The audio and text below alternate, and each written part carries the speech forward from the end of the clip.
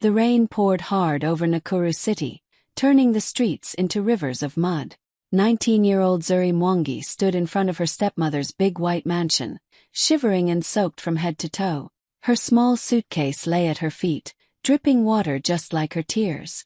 The door suddenly burst open, and her stepmother, Mrs. Nanjala, appeared in the doorway with anger blazing in her eyes. "You and your dead mother are both curses," she screamed. Her voice sliced through the storm. Before Zuri could speak, Nanjala threw the suitcase into the rain and slammed the door shut so hard that the echo lingered in the cold night. Zuri froze, staring at the closed door, her heart breaking into pieces. That house was once her home, the place where her father used to tuck her in at night, tell her stories, and promise that no one would ever hurt her. But now he was gone, 3 months since his death, and everything had changed. Zuri knew her stepmother had taken over everything, her father's house, his business, even the money he had left behind. All the papers were in Nanjala's name now. Zuri had nothing, not even a roof to hide under. The rain grew heavier. She hugged herself, trembling as thunder rolled above. Her clothes clung to her body, her shoes squished in the puddles, and her breath came out in shaky gasps. With nowhere to go, she started walking down the dark, empty street. "Daddy, why did you leave me?" she whispered between sobs. The world felt cold and cruel, and every step felt heavier than the last. She didn't know that just a few meters away, a sleek black SUV had slowed down.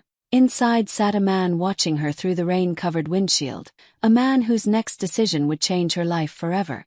The rain hadn't stopped. It fell harder, hitting the streets of Nakuru like tiny stones. Zuri could barely see through the blur of water and tears as she dragged her suitcase behind her. Her body was shaking, her shoes soaked, and her breath came out in short, tired gasps. She was hungry, cold, and completely alone. Just as she turned the corner, headlights flashed through the storm. A black SUV slowed down beside her. The window rolled down and a deep, calm voice spoke. "Miss? Are you okay?" Zuri hesitated, clutching her wet suitcase like it was her only shield. Inside the car sat a man in a dark suit, his face serious but kind. He stepped out with an umbrella, the rain bouncing off its surface. "You'll freeze to death out here," he said gently. "Where's your home?" Zuri's lips trembled. "I don't have one anymore," she whispered, looking away in shame. For a moment, he just looked at her, this fragile girl standing in the storm with eyes full of heartbreak. Without another word, he took off his expensive coat and wrapped it around her shoulders. It was warm and smelled faintly of cologne.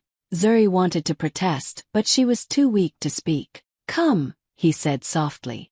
"I'll take you somewhere safe." "I don't want to be a bother," she murmured, her voice barely audible. "You're not," he replied firmly. "You're a human being, and no one deserves to be left in the rain." He helped her into the SUV, careful not to rush her. Inside, the air was warm, the seats soft. Zuri's hands shook as she tried to wipe her face. "Thank you," she whispered. He nodded. "My name is Baraka Tembo," he said, glancing at her gently. "And you are?" "Zuri. Zuri Mwangi." Baraka's brow furrowed slightly.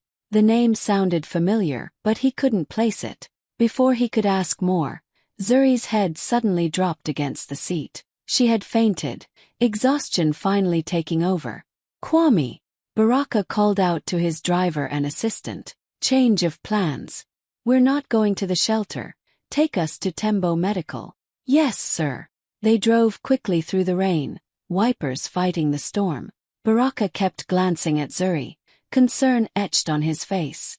She looked so young, so fragile, yet there was something about her, something that pulled at him in a way he couldn't explain. At his private hospital, doctors rushed to help. They gently lifted Zuri onto a stretcher and carried her inside. Baraka stood by as the medical team checked her vitals and started treatment. When he finally saw her resting peacefully, her breathing calm again, he let out a breath of relief. He turned to Kwame, his voice low but firm. "Find out who she is. Everything. But quietly. I don't want her name in the media." Kwame nodded. "Yes, sir." Baraka looked through the glass at Zuri's sleeping face. "Who are you, Miss Mwangi?" he whispered.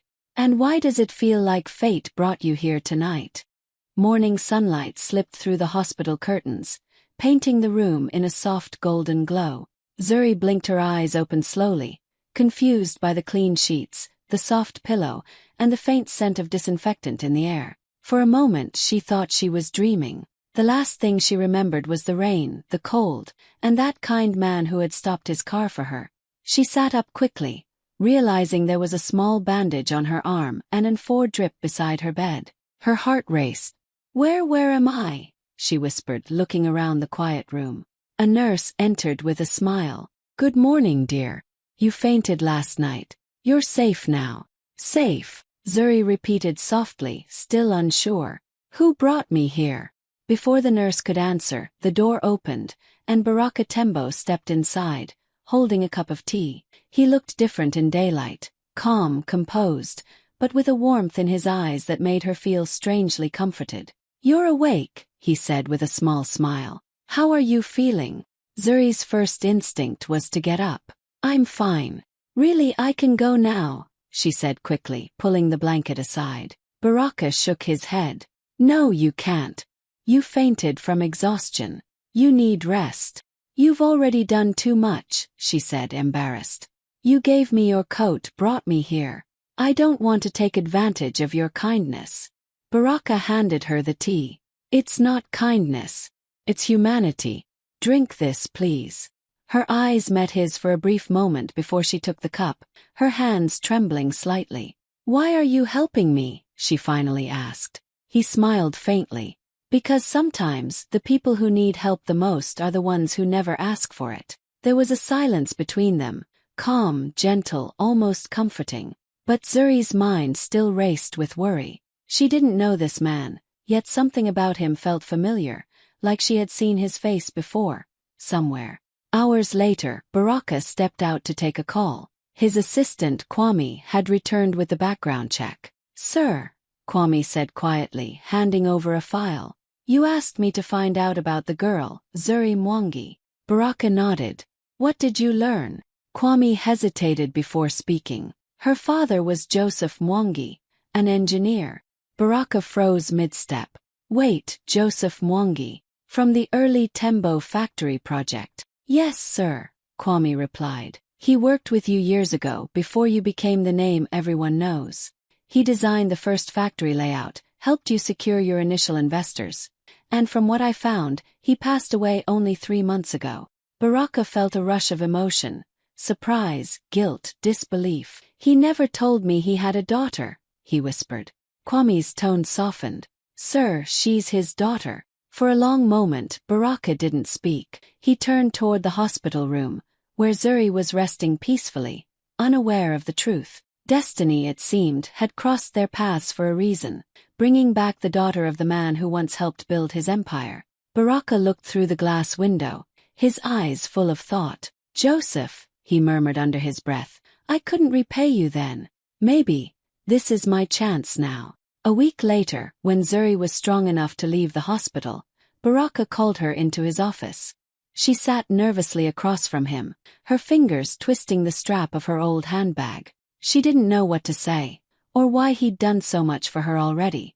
"I owe you my life, sir," she said quietly. "But I don't know how to repay you." Baraka leaned back in his chair, studying her face. "You don't owe me anything, Zuri. But if you really want to do something, come work with me for a while." She blinked in surprise. "Work with you? Doing what?" "At my community center in Nakuru. We feed families, run classes for orphans, manage supplies. I could use someone who actually cares." Zuri hesitated. "I'm not sure I'm qualified for something like that." Baraka smiled gently. "You don't need qualifications to have a good heart." Her lips curved into a shy smile. "Then, I'll do it." From the very first day, Zuri threw herself into the work. She helped pack food boxes, organize donations, and spent hours talking with the children, listening to their dreams and teaching them how to read. The staff quickly grew to love her. They admired how she never complained, even when her hands ached or when the sun beat down hard. Sometimes, Baraka would visit the center unannounced.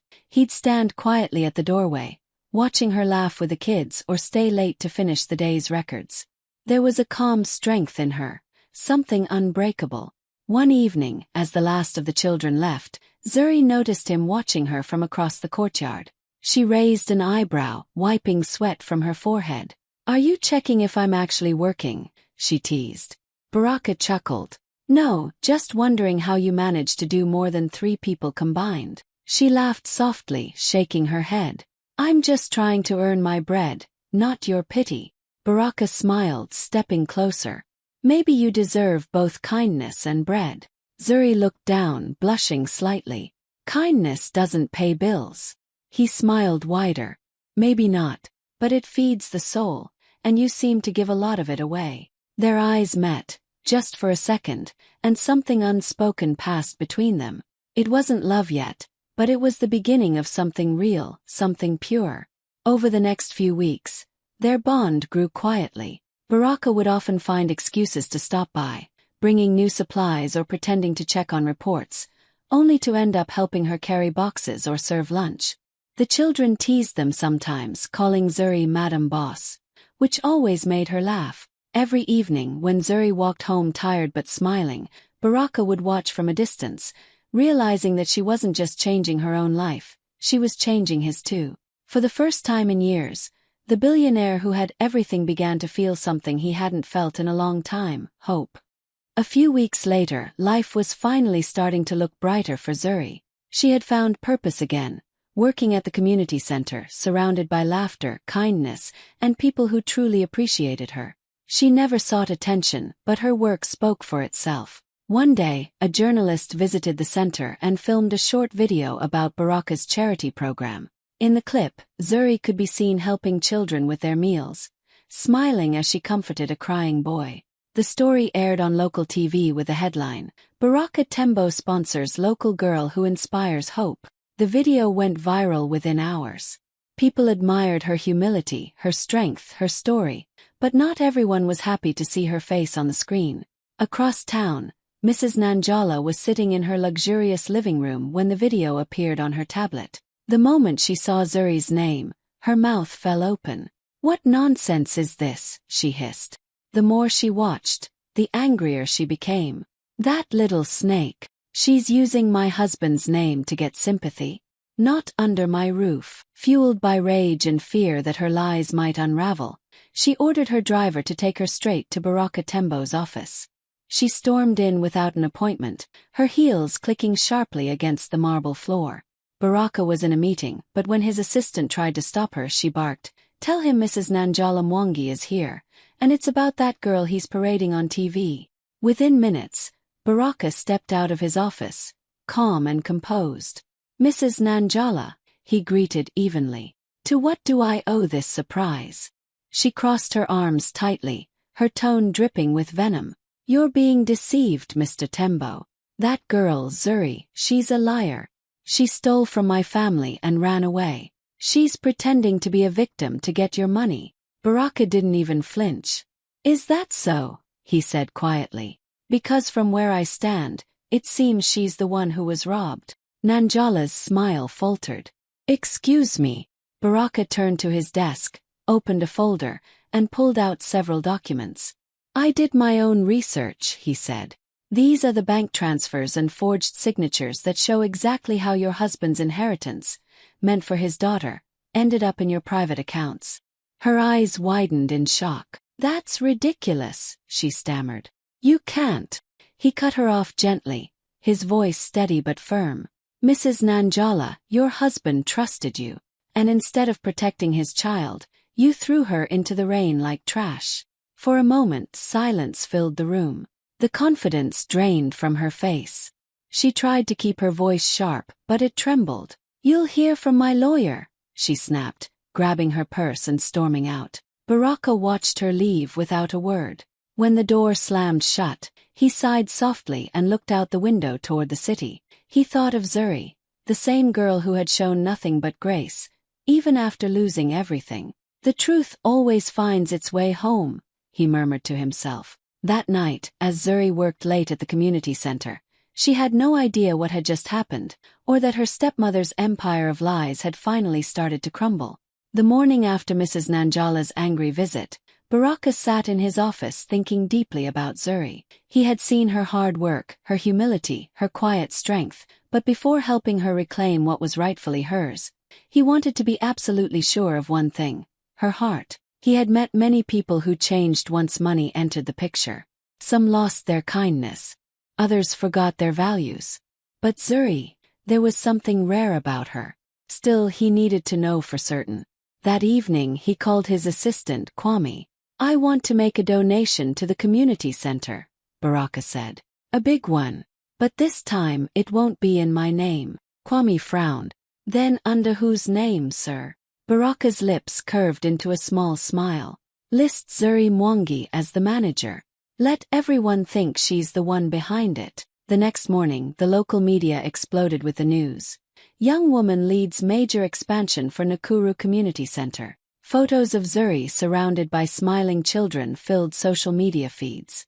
People praised her for her generosity and leadership. Some called her the girl with the golden heart. When Zuri saw the headlines, her heart nearly stopped. She dropped the phone and gasped, "What? No, this isn't right." She immediately ran to Baraka's office, still in her simple work clothes, her hands trembling with panic. "Sir, I think there's been a mistake," she blurted out as soon as she entered. "The newspapers. They're saying I donated the money for the center's expansion. But I didn't. I can't take credit for something I didn't do." Baraka looked up from his desk, pretending to be surprised. "Oh, what happened?" She held up the newspaper with wide eyes. "This.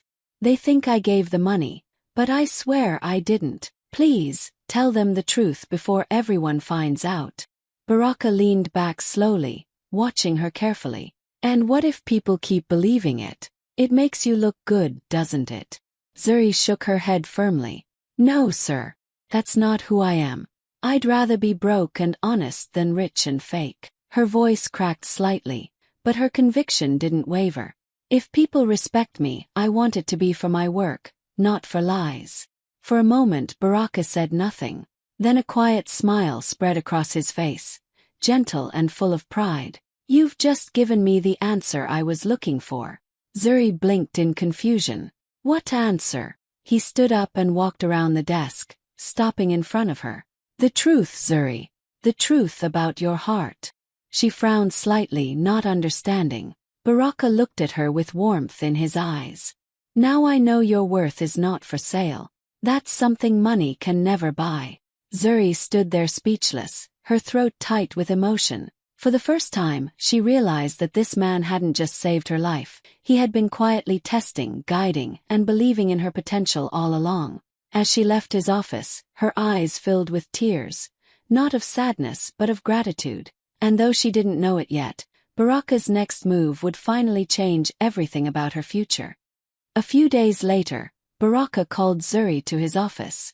His tone was calm but serious, and she could sense something important was about to happen. When she arrived, he greeted her warmly but didn't waste time with small talk. "Zuri," he said softly, "I need you to come with me. There's something you deserve to see." She looked confused. "Is everything okay?" Baraka nodded. "Yes, but it's time you finally know the truth." He led her to a quiet office downtown, the kind with polished floors, heavy bookshelves, and the faint smell of coffee and paper. A man in a navy suit stood up to greet them. "Good afternoon, Mr. Tembo. Miss Mwangi, please have a seat." Zuri sat nervously, her hands twisting together in her lap. "What's going on?" she asked, glancing from Baraka to the lawyer. The lawyer opened a brown folder and carefully placed a document on the table. "Miss Mwangi," he began, "this is your late father's original will. It was recently recovered from our archives. It seems someone tried to replace it with a forged copy after his passing." Zuri's heart skipped a beat. "A forged copy?" Baraka nodded gently. "Your stepmother made sure no one ever saw the real one." The lawyer continued. "According to your father's true will, you, Zuri Mwangi, are the sole heir to his estate, including his company shares, house and savings. Everything he built was meant for you." Zuri froze. The words echoed in her mind like a dream she didn't dare believe. "No, that can't be." My stepmother said he left me nothing. Not even a note. Baraka leaned forward, his voice low and kind. He didn't leave you nothing, Zuri. He left you everything, not just money but his legacy, his work, his dream. Her eyes filled with tears, spilling down her cheeks before she could stop them. I thought he forgot about me, she whispered, her voice trembling. I thought he chose her over me. Baraka shook his head. He never forgot you. He trusted the wrong person, but his love for you was never in question. Zuri covered her mouth with her hands, trying to hold back sobs. For months she had carried the pain of thinking her father abandoned her. Now, hearing the truth, it felt like her heart was breaking open all over again, but this time with relief, not loss. The lawyer handed her a pen. Miss Mwangi, once you sign these documents, your inheritance will officially be restored. Mrs. Nanjala has already been charged with forgery and fraud. The authorities have the evidence. Zuri's hands shook as she signed her name. She wasn't thinking about the wealth, the house, or the shares. She was thinking about her father, the man who had believed in her future even after his death. When she finished, Baraka smiled softly. He'd be proud of you, Zuri. Not because of what you own now, but because you faced everything with grace. She wiped her tears, managing a weak smile. Thank you for finding the truth. I don't think I could have done it alone. Baraka looked at her with warmth in his eyes. You didn't need to do it alone. You just needed someone to remind you that you were never forgotten. Outside the lawyer's office, as they stepped into the sunlight, Zuri took a deep breath. For the first time since her father's death, she felt free. Months passed, and life began to bloom again for Zuri in ways she never imagined. The pain, the betrayal, and the nights she cried alone had slowly turned into something stronger, a quiet power inside her. With Baraka's guidance, she reopened her father's foundation, Mwangi Futures, an organization her father once dreamed would help young people chase their potential. But Zuri decided to take it even further. She made it her mission to focus on scholarships and mentorship for orphan girls.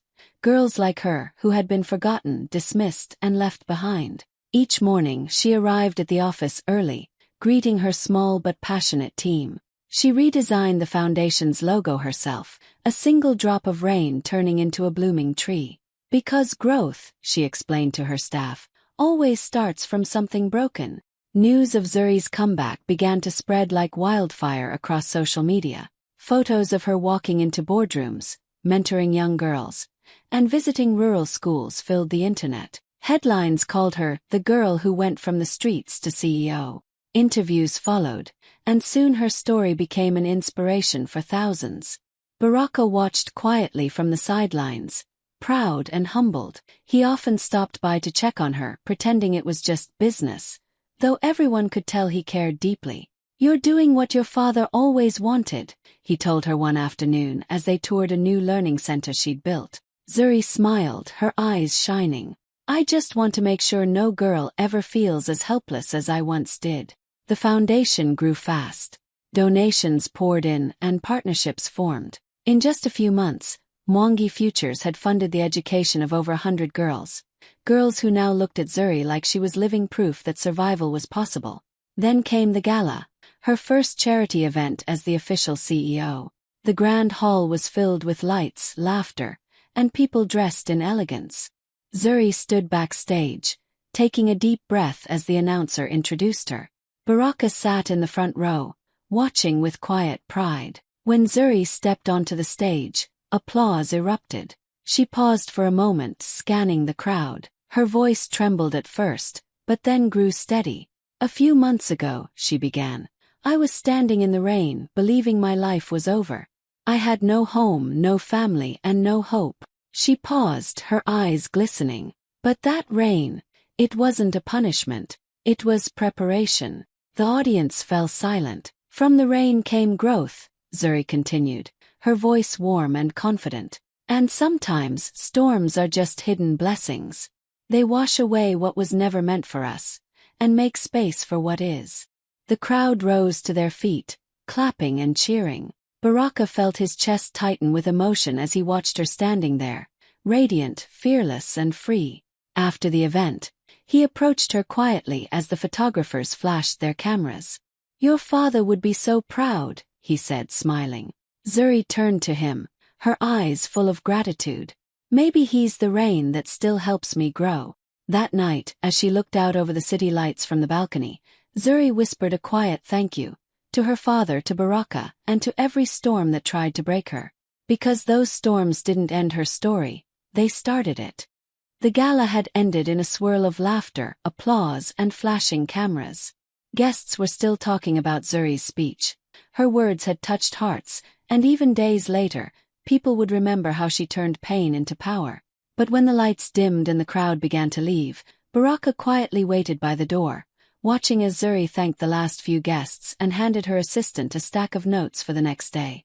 When she finally walked out, the night had settled softly over the city. No thunder, no rain, just calm skies and a gentle breeze. The same streets that once felt cruel now felt peaceful. The same girl who once stood in the rain, trembling and lost, now walked with grace and certainty. Baraka offered to walk her to her car. "You've had a long night," he said. Zuri smiled. "You stayed the whole time. I should be thanking you." They walked side by side through the parking lot, their footsteps echoing against the quiet night.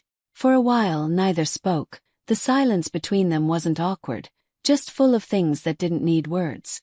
When they reached her car, Baraka turned to her, his eyes soft but steady. "Zuri," he said quietly, "do you still think I helped you out of pity?" She looked up at him, her expression tender and knowing. "No," she said, shaking her head gently. "You helped out of purpose. You saw something in me that I couldn't see in myself." Baraka smiled faintly, stepping closer. "And maybe," he paused, his voice lower now, "maybe it wasn't just purpose." Her heart skipped a beat. The street light above them flickered softly, casting a golden glow on their faces.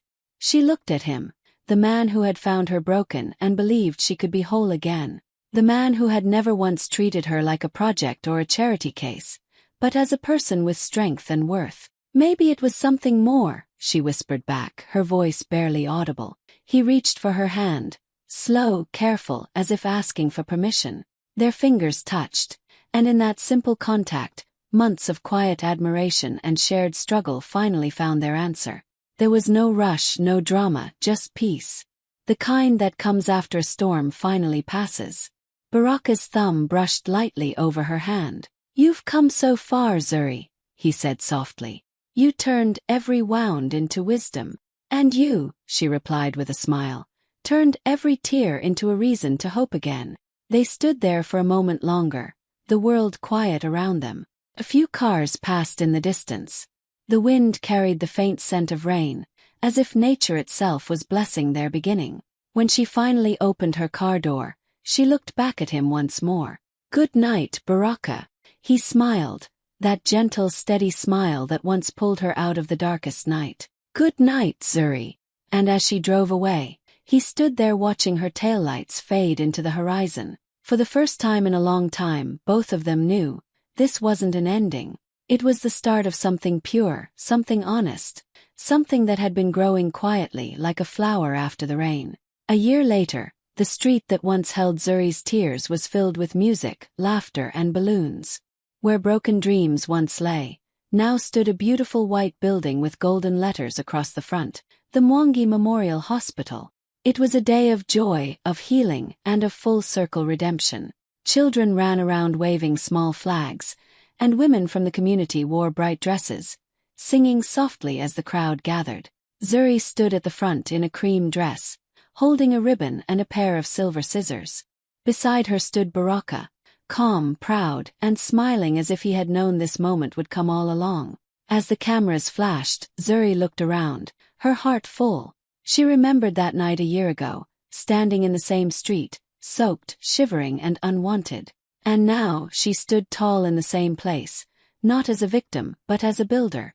When the microphone was handed to her, she took a deep breath and began to speak. "A year ago," she said softly, her voice steady despite the emotion in her eyes, "I stood right here, in the cold rain, with nothing but pain in my heart. That night I thought my life was over. But God had another plan." She paused, glancing at Baraka before continuing. They threw me out that night, but God sent someone who didn't see dirt. He saw destiny. The crowd erupted in cheers and applause. People wiped tears from their eyes. Some even shouted her name with pride. Zuri smiled through her tears and cut the ribbon. The crowd cheered louder as the doors opened to the new hospital, a place built to heal, to serve, and to remind others that no pain is wasted. Baraka stepped beside her, whispering, "You did it, Zuri. Your father would be proud." She looked up at him, her eyes glistening. "We did it," she corrected softly. At that moment, a few raindrops began to fall from the sky, gentle, light, almost like a blessing. The crowd didn't run for cover. Instead, they lifted their faces and laughed. Zuri looked up too, letting the rain touch her cheeks. But this time it didn't feel like sorrow. It felt like renewal. Like God was washing away the past and blessing what had begun. And as the camera panned upward, from the shining hospital doors to the gray clouds above, one thing was clear. What began with tears had ended in triumph.